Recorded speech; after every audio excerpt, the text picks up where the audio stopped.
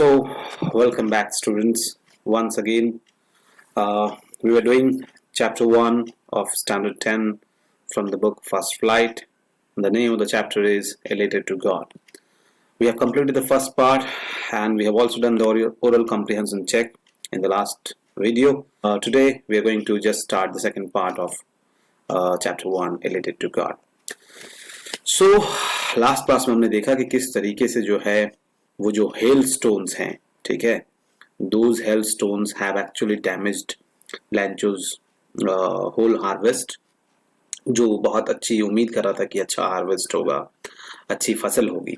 So the hell stone has destroyed each and everything, and that's why he was very unhappy, he was very helpless, he was very full of sorrow, and he said to his family, these are the lines that all our work for nothing. So he believes that his hard work has actually gone stray. There is no one who can help them or help him at that situation, because of the hailstone has destroyed the whole crops and they will have to go hungry. As we know कि लैंचो जो है एक किसान था, और किसान की अगर खेती बर्बाद हो जाए तो फिर उसके पास कुछ बचता नहीं है. So let's start the second part. But in the hearts of all who lived in that solitary house in the middle of the valley, लेकिन उस पूरे घर में, जो मैंने आपको बताया था, एक सिंगल हाउस हुआ करता था. अगर आपने पहला वीडियो नहीं देखा तो आप प्लीज जाके उसे देखिए पहले. तो जो एक सिंगल सा हाउस हुआ करता था एक हिल पर, उस सॉलिटरी हाउस, इसीलिए सॉलिटरी बोला गया है because it was only one house in the entire valley. There was a single hope, और जिस तरह से वो सॉलिटरी हाउस था, ओनली वन हाउस, उसी तरीके से एक सॉलिटरी होप, यानी कि एक सिंगल होप, एक सिंगल सी उम्मीद की किरण थी, and that was from help from God. तो शुरू में ही हमने डिस्कस किया था कि we should have faith, and faith can do lot of big things. Faith में वो पावर होती है, अगर आपके अंदर विश्वास है then it can actually move mountains, ऐसा कहा जाता है. तो उनके मन में विश्वास थी भगवान से. They were very much confident that only one can save them, and that is none other than God. Don't be so upset even though this seems like a total loss. Remember, no one dies of hunger. लेकिन देखो पहले line में, पहले part में वो किस तरीके से हेल्पलेस फील कर रहा था. he was actually, Lancho was feeling very helpless, he was very sorrowful. But here in the second part, starting at the second part, he is actually trying to encourage his family members. और वो क्या कह रहा है? वो कह रहा है कि इतना ज्यादा अपसेट मत होइए, हो सकता है कि ये टोटल लॉस दिख रहा है, but remember no one dies of hunger, लेकिन कोई भूख से तो नहीं मरता है. That's what they say. ऐसे ही लोग कहते हैं. No one dies of hunger. ऐसे ही लोग कहते हैं, कोई भूख से नहीं मरता. This is a story I told you related to some North American countries जहाँ की करेंसी पैसो होती है.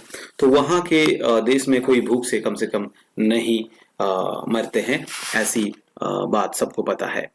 All through the night, Lancho thought only of his one hope.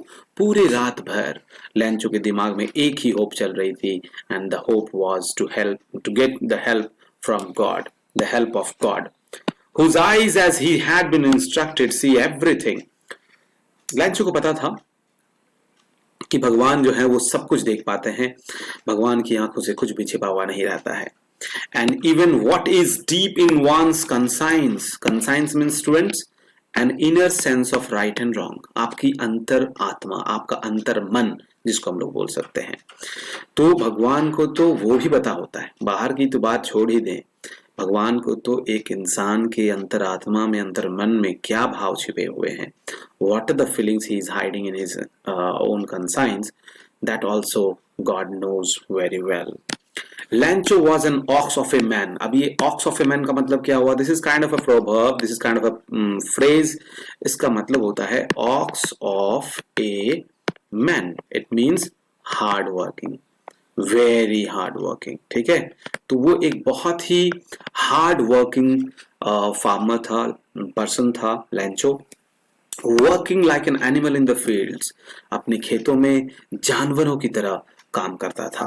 But still he knew how to write, लेकिन फिर भी उसे पता था कि कैसे लिखना है, कैसे पढ़ना है, यानी कि पढ़ना लिखना जानता था.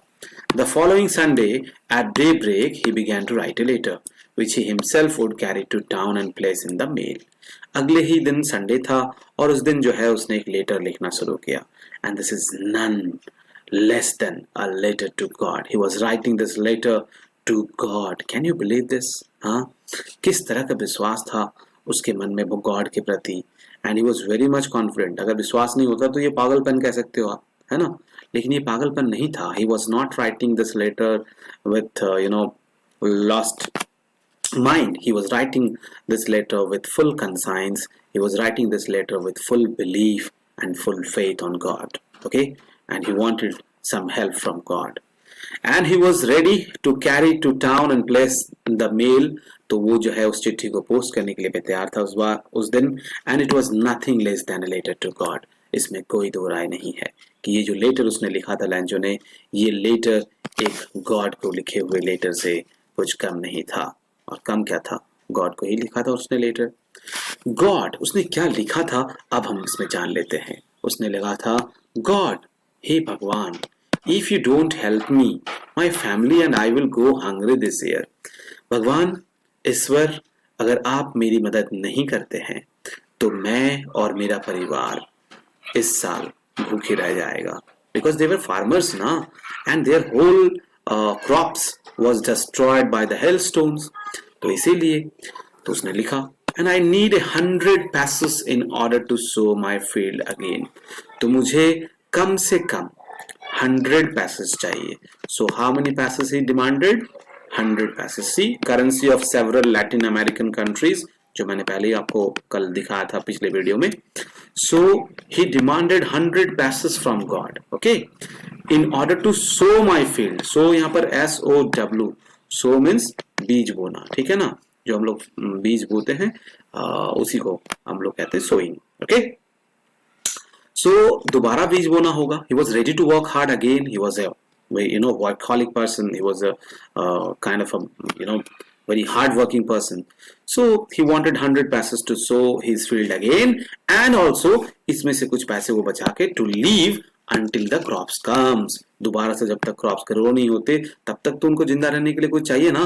They have no other source than harvesting. They have no other source than selling crops. तो वो तो फार्मर्स थे, तो वो दूसरा इनकम का सोर्स था ही नहीं. तो उनकी फैमिली चलाने के लिए जब पूरा क्रॉप ही डिस्ट्रॉय हो गया तो पैसे कहां से आएंगे. So he was thinking about 100 passes to sow his field again and to actually leave until the crop comes. Because the hailstone, और उसने डॉट डॉट डॉट दिया हुआ, मतलब उसने पूरा जो कुछ भी हुआ था जो हम लोग ऑलरेडी जान चुके हैं कि how the rain change and how the strong wind began to blow and how the hailstone started to fall and how the hailstorm has destroyed his field. So all he mentioned this. इसलिए यहाँ पर dot dot दिया हुआ students, वो सारा चीज उसने mention कर दिया. And if even he would not have mentioned it, तब भी जो है गॉड को ये बिल्कुल पता होता ही होता. ठीक है ना. Okay, So he wrote to God on the envelope. उसने जो है मतलब envelope के ऊपर में लिखा to God. एड्रेस में अब क्या, गॉड का एड्रेस क्या लिखोगे, तो उसने जो है envelope में लिखा to God. Put the letter inside and still troubled. उसने उस लेटर को उसके अंदर डाला और दिक्कत उठाते हुए, प्रॉब्लम उठाते हुए उसने क्या किया, He went to town. उस लेटर को उसने डालते हुए वो टाउन गया. And at the post office he placed a stamp on the letter. और पोस्ट ऑफिस में उसने एक स्टैम्प जो है लेटर पे लगाया and dropped it into the mailbox. यानी कि स्टैम्प जो है उसने एनवेलप पे लगाया होगा. लेटर को पोस्ट करने के लिए, भेजने के लिए स्टैम्प चाहिए होता है, तो स्टैम्प खरीद के उसने वहां पर चिपकाया और यहाँ पर लिखा हुआ था क्या एड्रेस में, टू गॉड. और उसने इसको मेल बॉक्स में डाल दिया, यानी कि जो लेटर बॉक्स होता है उसमें उसने डाल दिया. One of the employees, who was a postman and also helped at the post office, went to his boss laughing heartily and showed him the letter to God. एक कर्मचारी था जो पोस्टमैन भी हुआ करता था उसी पोस्ट ऑफिस में, और साथ ही साथ वो थोड़ा बहुत अपने बॉस को हेल्प भी किया करता था क्लरिकल काम में. उसने जब इस लेटर का एड्रेस देखा तो वो हंसते हंसते जो है पूरा दिल से, heartily, laughing heartily, that means वो हंसते हंसते वहां पर गया और अपने बॉस यानी कि द पोस्टमास्टर को उसने वो लेटर दिखाया, letter to God. Never in his career as a postman had he known that address. अपने पूरे जीवन में आज तक उसने ऐसा एड्रेस जो है वो कभी देखा नहीं था. द पोस्टमास्टर जो था वो एक फैट, एक मोटा इंसान था, एक एमिएबल पर्सन था, फ्रेंडली एंड प्लीजेंट जिसको बोल सकते हैं. Amiable means friendly and pleasant. तो जो पोस्टमास्टर था वो एक थोड़ा सा मोटा, थोड़ा सा फ्रेंडली नेचर का इंसान था. He saw the letter and he was a friendly fellow, also broke out laughing. तो उसने जब पहले लेटर देखा तो वो भी हंसने लगा. कोई भी हंसता पहली बार लेटर देख के, but almost immediately he turned serious. अचानक से पोस्टमास्टर सीरियस हो गया. And tapping the letter on his desk, tapping the letter मतलब डेस्क पे लेटर को रखने के बाद उस पे उसने हाथ रखा, and tap मतलब थपथपाना, रखने के बाद उसने बोला, कमेंट किया, क्या कहा? What faith! क्या विश्वास है. I wish I had the faith of the man who wrote this letter. काश मेरे अंदर इतना विश्वास होता भगवान के प्रति जिसने ऐसा लेटर लिखा है. काश मेरे अंदर भी ऐसा ही विश्वास होता भगवान के प्रति. क्या विश्वास है. He was actually amazed to see how much faith Lancho had on God. You know, he has written a letter to God for asking for help. So this is absolutely. He has written this letter not with lost mind, or he was a mad person. No, he has a complete faith on God, and that's why he was requested. He has written the letter to God and requested for some help. किस तरह का विश्वास था उसके अंदर. आजकल के लोगों के अंदर तो भगवान के प्रति विश्वास धीरे धीरे उठता ही चला जा रहा है. तो postmaster was also amazed by his we can say his faith, and postmaster wanted कि काश उसके अंदर भी इतना ही faith होता. Okay, starting up a correspondence with God. Direct God से correspondence कर रहा है वो. wow, डायरेक्ट गॉड से बातचीत कर रहा है. so in order not to shake the writer's faith in God, और इसीलिए भगवान के ऊपर उस राइटर का विश्वास ना डगमगाए.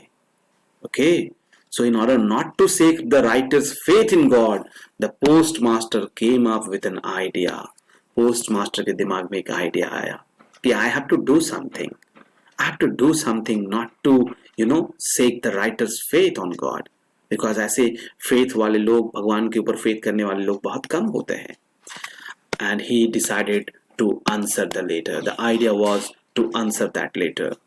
But when he opened the letter, it was evident. Evident means होता है clear, स्पष्ट, जिसको हम लोग बोलते हैं. ठीक है. तो जब उसने लेटर खोला, यानी कि इन्वेलप खोला और उसके अंदर से लेटर निकाला और पढ़ा, तो वो बिल्कुल एविडेंट हो गया, यानी कि बिल्कुल क्लियर हो गया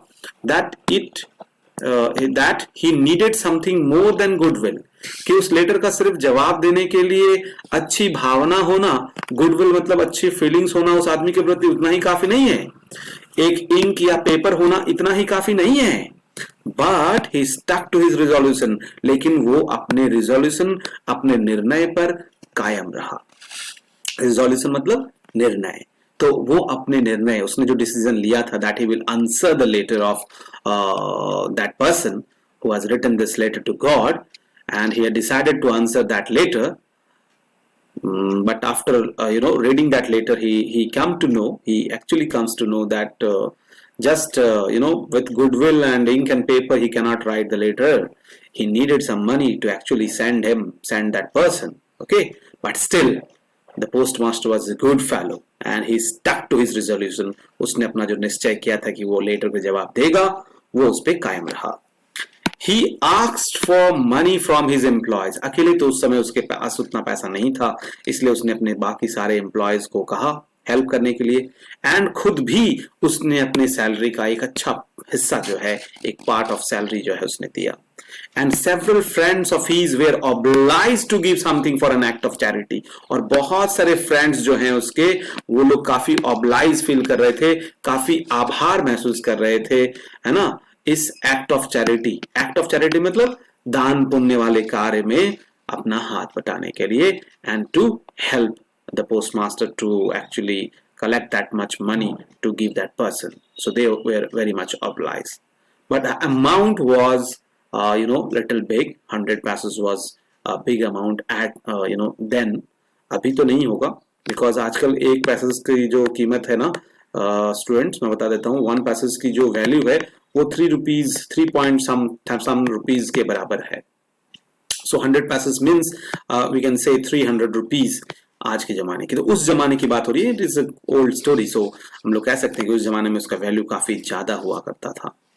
And it was impossible for him to gather together the 100 pesos. मैंने आपको कहा कि 100 pesos जो है उसको इकट्ठा करना जो है काफी प्रॉब्लम हो गया, काफी इम्पॉसिबल था उसके लिए इतना ज्यादा अमाउंट कलेक्ट करना.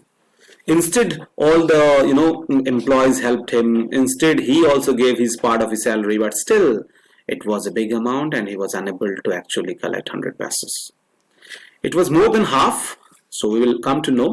So he was able to send the farmer only a little more than half. लेकिन उसने जो है कलेक्ट किया था मोर देन हाफ. अब ये क्लियर नहीं दिया हुआ स्टूडेंट्स कि कितना था, बट हम मान लेते हैं कि 50% से ज्यादा, यानी कि 50 पैसे से ज्यादा था. नियर अबाउट 60 पैसे मान के चलते हैं, ठीक है. 60-65 पैसेस जो है उसने कलेक्ट किए थे, और वो मोर देन हाफ जो है उसने फार्मर को भेजने का डिसाइड किया. कैसे भेजा? He put the money in an envelope. उसने वही तरीका अपनाया. उसने envelope में वो पैसे डाले. Address to Lancho. उसने Lancho का पूरा एड्रेस डाला. And with it a letter containing only a single word as a signature. और उस envelope के अंदर एक लेटर भी डाला, एक पेपर डाला, जो पेपर जो है जिसके नीचे में सिर्फ और सिर्फ गॉड लिखा हुआ था और कुछ नहीं. ठीक है, इस तरह से साइन करके उसने पैसे सेंड किए. So with this we have come to the end of the second part of this story, and we will actually do the oral comprehension check before moving to the next part, which we will do today only. So the question is, who or what did Lancho have faith in, and what did he do? Lancho को किसके ऊपर विश्वास था और उसने क्या किया? So students, we can write that Lancho have faith in God, and that's why he wrote a letter to God asking him to help at that moment, and asking him to send him 100 pesos to sow his field again and to leave until the crops again grow again. Okay, who read the letter? तो किसने ये letter पढ़ा? The postmaster read the letter. Okay, at first the postman actually saw the address, and it was written to God, and he brought that letter to the postmaster, and at that time the postmaster opened the letter and read the letter, and he decided to answer it. What did the postmaster do then? So the postmaster, after reading the letter, he actually, before reading the letter, he has decided that he will answer this letter to that man, because he was amazed by the faith in God by that person. So he has decided that he will answer the letter at any cost. And when he read the letter, instead of knowing that he had to send some money, but still he stuck to his resolution. He has decided that he will answer the letter, and he still answered the letter, and decided that he will help that person, and asked his employees to actually help in that kind of a cause, an act of charity, if they can help. And the employees were very much obliged, and they helped. Okay, so इस तरह से आप oral comprehension को जो है discuss करके लिख सकते हैं अपने कॉपी में. Okay, next part की तरफ हम लोग आगे बढ़ते हैं. This is the third part of the story. The following Sunday, Lancho came a bit earlier than usual to ask if there was a letter for him. So again ये line जो है ना, ये जो थर्ड पार्ट का जो पहला दूसरा लाइन है, ये बता रहा है कि Lancho has a great faith in God. उसने सिर्फ लेटर लिखा नहीं, but he was also aware, he has also great belief that the God will answer him and the God will help him. And that's why the following Sunday Lancho came a bit earlier. This is kind of N unusual post office. आप बोलोगे sir Sunday को ही आ रहा है, Sunday को इसने letter भी post किया था, संडे को ही आ रहा था, तो थोड़ा सा विचित्र तो है ही, अब ये नॉर्थ अमेरिकन कंट्रीज में ऐसा होता होगा मे बी, या वो पोस्ट ऑफिस की खासियत होगी स्पेशली वो संडेज रन करती हुई वैसे रूरल इलाके में, because it was an hilly area, या टाउन से सटा हुआ इलाका था, फिर भी मे बी हम लोग कह सकते हैं कि वहां पर संडे ओपन रहता होगा। यहाँ तो नहीं रहता है, कुछ पोस्ट ऑफिस होते हैं जो टाउन एरिया में होते हैं वो संडे भी रन करते हैं, ठीक है ना। तो ऐसी बात नहीं है कि हर पोस्ट ऑफिस संडे को ऑफ रहता है, कुछ ऐसे बड़े पोस्ट ऑफिस होते हैं जो मेन ब्रांचेस होते हैं वो संडे को भी रन करते हैं, ठीक है, उनका ऑफ कोई दूसरे दिन होता है। So next Sunday लैंचो came a bit earlier, थोड़ी जल्दी ही आ गया, because he was very much this also tells us that he has a great faith on God, and that's why he came, and he was very much sure that the God will help him. So he came there and asked if there was a letter for him, and it was the postman himself who handed the letter. Postman ने ही उसे letter दिया to him, while the postmaster, जबकि जो postmaster जो था ना, he was actually watching it from his chair. By the glass, बीच में खिड़की थी, उससे वो देख रहा था, and he was experiencing the contentment. Contentment means what? Satisfaction. एक होता है कंटेंटमेंट जो है उसका मतलब होता है सेटिस्फैक्शन, काफी ज्यादा आपको संतुष्टि मिल रही थी। ही was experiencing that, okay. So experiencing the contentment of a man who has performed a good deed, ठीक है, तो उसने बहुत अच्छा काम किया था, और जब कोई अच्छा काम करता है ना तो वो ऐसा फील करता है, जब कोई देखता है दूसरे के चेहरे में वो खुशी देखता है, तो अच्छे कार्य करने वाले को वो खुशी ही बहुत मतलब भा जाती है, वही रीजन होता है उनका हेल्प करना। They do not want praise. They do not want that everyone should praise him, everyone should clap for him. No. If a person is good from heart, he always want to help someone, and he always want to bring smile on somebody's face. And if the smile comes, that person enjoys the most satisfactory scene ever seen by him. वो सबसे ज्यादा satisfactory होता है जब किसी के चेहरे पर आपकी वजह से मुस्कान आती है। And the postmaster was also experiencing that only, because he has performed a good deed, looked on from his office. So he was looking all these incidents while the postman was giving a letter to that farmer Lancho. तो postmaster जो है वो देख रहा था, and he was feeling very happy. Lancho showed not the slightest surprise on seeing the money. So these lines काफी important हैं। लैंचो ने वो लेटर लेने के बाद भी उसके चेहरे पर बिल्कुल भी स्लाइटेस्ट सरप्राइज नहीं था, ठीक है, उसके चेहरे पर थोड़ा सा भी सरप्राइज नहीं था पैसा देखने के बाद, because he was very much sure कि गॉड उसको हेल्प करेंगे, तो उसके चेहरे पर बिल्कुल भी कहीं पर भी सरप्राइज नहीं था। सच वॉज हिज कॉन्फिडेंस, इतना कॉन्फिडेंस था उसे गॉड के ऊपर, ठीक है। But he became angry when he counted the money, लेकिन जब उसने पैसे गिने तो वो मोर देन 50 थे, 50% से ज्यादा थे, तो यानी 50 पैसे से ज्यादा थे, नियर अबाउट 60 थे।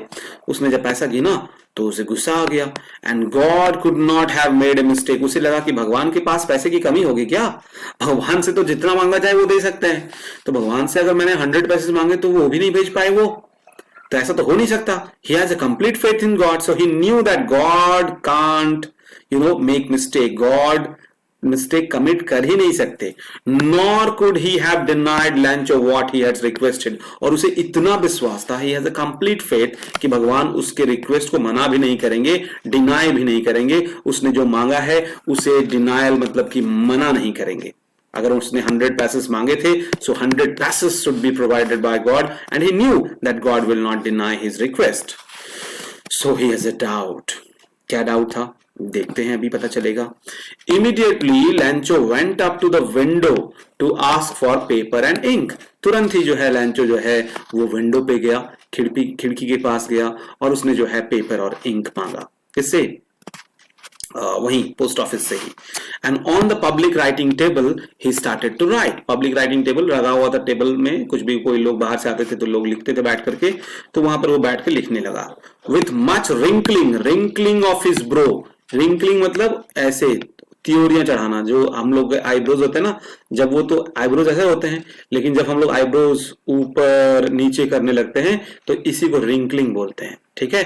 तो he was actually writing this like this, making his eyebrows up and down. ऐसा कब होता है स्टूडेंट्स? जब हम लोग बहुत सोच सोच के लिखते हैं, जब हमारे अंदर फीलिंग्स बहुत ज्यादा बहुत ज्यादा तीव्र होती है, and we want to actually express our self, we become lot of expression are there inside our mind and we want to express it at any cost. और हम लोग जब बहुत ज्यादा प्रयास करते हैं अपने मन के भाव को, अपने मन के एक्सप्रेशन को लिखने का, तभी हमारे जो आईब्रोज हैं वो रिंकल होते हैं। And these wrinkling of his brows was caused by the effort he had to make to express his ideas। देखा, मैंने बताया था आपको कि जो आइडियाज उसके मन में आ रहे थे उसको एक्सप्रेस करने के लिए उसके ये आईब्रोज जो हैं वो रिंकल हो रहे थे। When he finished, he went to the window to buy a stamp। जब उसने लेटर लिखना खत्म कर दिया, वो फिर से गया विंडो पे और इसने एक स्टैम्प खरीदा, which he licked and then fixed। लिक मतलब वो कुछ स्टैम्प ऐसे होते हैं ना जिसके पीछे में पहले से ही गोंद लगा हुआ रहता है, उसको बस थोड़ा सा पानी लगाना होता है और या थूक लगाना होता है। बहुत सारे पोस्ट ऑफिस में पहले होता था, अभी तो वो सब नहीं चलता, कोरोना कोविड इसमें सिचुएशन में ये सब तो और भी ज्यादा अवॉइडेड है, लेकिन उस समय में चलता था कि उसमें थोड़ा कुछ गीला लगा दो, चाहे पानी या चाहे कुछ भी, और उसके बाद उसे चिपका दो। तो उसने उसी को क्या किया, लिख किया उस स्टैम्प को और उसने उसको फिक्स कर दिया उस एनवेलप के ऊपर में, जो उसने लेटर लिखा था उसके ऊपर में। सो ये है हमारा Lencho, this is the character Lencho. Okay, let's move on. And the envelope के ऊपर उसने जो है स्टैम्प लगाया with a blow of his fist, उसके बाद उसने मुट्ठी से जो है उसको थोड़ा सा ठोक दिया ताकि वो उखड़े नहीं। And the moment the letter fell into the mail box, और जैसे ही वो लेटर जो है मेल बॉक्स में गिरा, the post master went to open it, post master जो है वो गया उसे खोलने के लिए, because he wanted to know what he has written, he wanted to know the expression what he has written. And it said, उसने खोल के देखा तो उसमें क्या लिखा हुआ था, बहुत ध्यान से सुना जाए। God of the money that I asked for, भगवान मैंने आपसे जितना पैसा मांगा था, ओनली 70 पैसेस रीच मी। तो मैंने बताया था ना, more than 50, it was not 60, it was 70 पैसेस इसने कलेक्ट करके दिया था। तो उसने लिखा कि भगवान मैंने जितना आपसे पैसा मांगा था सिर्फ मेरे पास 70 पैसेस ही पहुंच पाए हैं। सेंड मी रेस्ट, मुझे बाकी पैसा भी भेजिए, since I need it very much, क्योंकि मुझे उसकी बहुत जरूरत है। But don't send it to me through the mail, लेकिन मुझे इस बार चिट्ठी के माध्यम से नहीं भेजिएगा, because the post office employees are a bunch of crooks, क्योंकि पोस्ट ऑफिस के जो एम्प्लॉयज हैं वो बंच ऑफ क्रूक्स यानी कि बदमाश हैं। पोस्ट ऑफिस के जो एम्प्लॉयज हैं वो एक तरह से चालबाज हैं, जालसाज हैं। क्रूक्स मतलब बदमाश, जो हम लोग जो छल करता है ना, तो वे लोग सभी जो हैं बदमाश के झुंड है। बंच ऑफ क्रूक्स मतलब वही बदमाशों का झुंड है। तो उसे ये लगा कि शायद गॉड ने तो 100 पैसेस भेजे ही होंगे, because he has a complete faith in God. So he thought that God might have send him 100 pesos, but these post office employees might have taken 30 pesos and send him the 70 pesos. So that's why he had asked the God to not send the rest money, that means the 30 passes which was missing through the mail. So he asked him to send it by some different means. So देखो यहाँ पर हुआ क्या, the post office, the postmaster and the postman and the other post office employees have helped him to get 70 passes, but still उसने, इन लोगों ने अच्छा कार्य किया, बट इन्हें जो है एक बुरा उपाधि मिला, and that was a bunch of crooks, है ना। सो इसी के साथ ये स्टोरी खत्म हो जाती है, आपको अधूरा ही छोड़ते हुए कि आगे क्या होगा तो उसके बारे में हम लोग डिस्कस करेंगे। But before moving that, oral comprehension check करते हैं। Was Lancho surprised to find a letter for him with money in it? We have already seen कि Lancho was not at all surprised. He was very much sure that the letter he has written to God and the God will answer that letter. So he was not at all surprised. Even he came little earlier to the post office next Sunday.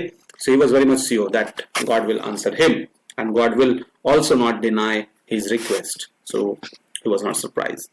What made him angry? When he counted the money, he saw there were only 70 passes instead of 100 passes which he has asked for, and because of that he got angry and he thought that the post office employees might have taken the rest amount, that was the 30 paise. Okay, now question बहुत सारी चीजें पे आता है कि क्या किया होगा. मेरा ये क्वेश्चन है कि आप लोग अपने मन में सोचें कि क्या पोस्ट मास्टर ने बाकी पैसा भेजा होगा या नहीं भेजा होगा. ये सवाल मैं आपके ऊपर छोड़ के जा रहा हूं. सो मेरा ये पर्सनल चॉइस है कि yes, the post master after इस लेटर को पढ़ने के बाद पोस्ट मास्टर की फीलिंग क्या होगी. Post master might be quite happy because आपको पता है ना मैंने क्या कहा था कि the postmaster had decided to answer the letter to that person, just not to shake his faith on God. और जब उसने ये लेटर पढ़ा होगा ना, he might be very happy कि देखो भगवान के ऊपर उसका विश्वास नहीं हिला है. Instead he is calling the post office employees a bunch of crooks. This tells that he has still complete faith in God, and I think that the postmaster might have once again collected 30 paise somehow from somewhere, and he might have sent those 30 paise, but not through mail. This time he might have gone to his home. He might have taken the burden to go to his home, and he might have just knocked and just put the money at his doorstep. He might have done something different. This is my personal view, and he might be very happy after reading this letter. भले ही उसने bunch of crooks कहा सारे post office employees को, but still the postmaster would have been very happy because his objective and that was not to shake his that man's faith in God has been fulfilled. तो उसने ये successfully किया था. So students, आपको ये story पढ़कर कैसा लगा आप प्लीज कमेंट बॉक्स में लिखें. And if you like the story, if you like my hard work to teach the story, then please like and share this video. This might help so many students. We will meet again in the next video, and we will bring the next chapter of this book. Thank you very much. Bye.